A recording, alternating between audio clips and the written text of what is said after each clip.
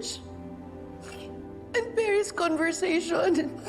Noong una ayoko maniwala, but it bothered me so much. That's why when I had the chance, pina-DNA ko si Jenny, Mama. Ha? And it's confirmed.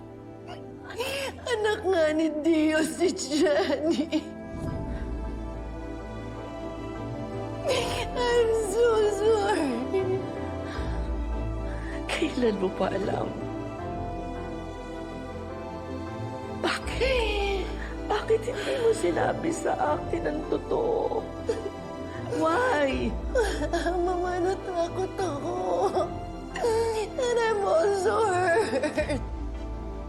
Mama, dahil bumabalik sa akin lahat ng kasinungalingan at pagtataksil nila sa akin tuwing nakikita ko si Jenny. Kaya binigay mo sa akin ang karapatan ko sa apo ko. Mama, baka nakakalimutan niyo. Sinira nilang pamilya natin. Akala ko, hindi na nawala yung galit ko kay Minchi. Lalo na dahil sa purebang pagtataksil nila sa akin. Sana maintindihan niyo kung hindi ko nasabi sa inyo, Mama. Dahil masakit pa rin. Can you blame me? Ako yung niloko. Ako yung iniwanan. Kasalanan ko nga siguro naman may karapatan ako. Naitago sa inyo yun. At ipagdamot ang pamilya natin sa sampid ni Dio. Hinahanap mo raw si Dio? Opo, hindi niyo po kasi sinasagot yung mga tawag ko. Ang kailangan ko lang po talaga siyang makausap.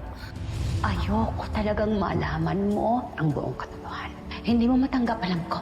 Pero totoong nagbunga ang pagmamahalan namin ni Dion noon. Oh my God! Totoo. Totoo ang sinabi ni Minchi. Nagkaanak ka siya kay Dio. What have we done? Kung totoo yan, ang laki-laki ng pagkukulang ko sa apo ko, si Jenny. Please welcome.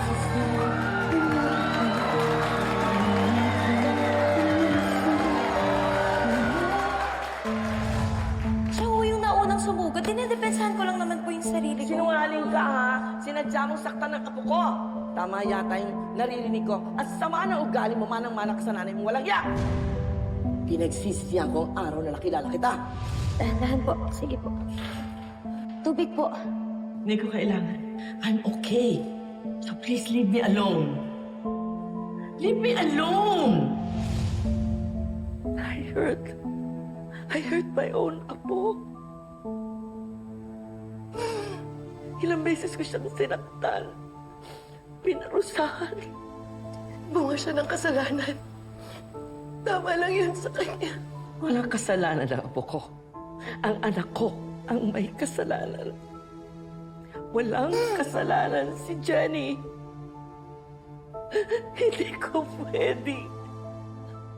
Hayaang magkasira kami.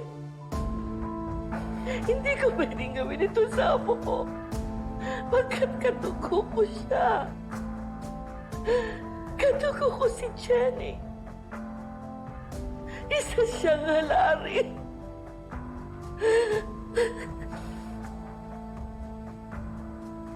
Bakit ngayon ko lang nalaman, Tara?